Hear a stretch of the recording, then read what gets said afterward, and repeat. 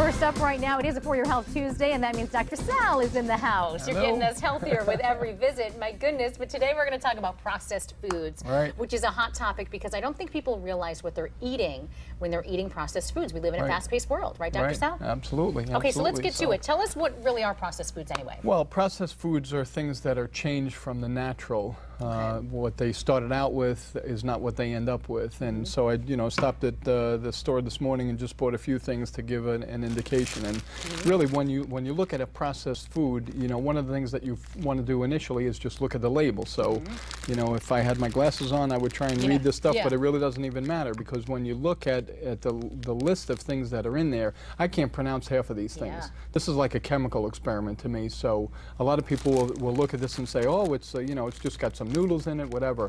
But when you turn it over and look at the list of ingredients, it's got all these things in there that are pretty much all chemicals. So you have to say to yourself, is this a food product or is it a chemical experiment? Yeah, and so, that's a common item eaten by college kids. And I'm not going to lie, I kind of like those things too. It's and I cheap. thought they're just noodles. 89 cents, I mean, so you look at the spaghetti and meatballs. I mean, this is even worse. I mean, this really list just goes on and on. Oh my just a bunch of things that are added to the product itself and really changes it in such a way that, again, it's very unhealthy. So then, And what I'd like to point out on this one, with no disrespect obviously to the brand, but it says right there, no artificial preservatives. It's got kind of the green and yellow look, which makes you think, I'm eating healthy. This has got to have some protein in it maybe for the kids. But you really have to read those labels. Absolutely. That's the first thing that you have to do before you decide to buy something. Oh my goodness. So then, we go to other choices, and there's really not much in the way of a label on this. It's all fruit, so you know exactly what that is. It comes out of the ground.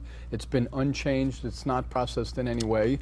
Same thing with a banana. There's no label on it. So the point is, lots of fruits and vegetables in your diet. I was actually at a meeting last night for this program called CHIP, Complete Health Improvement Program. They teach you how to eat plant-based nutrients, plant-based foods.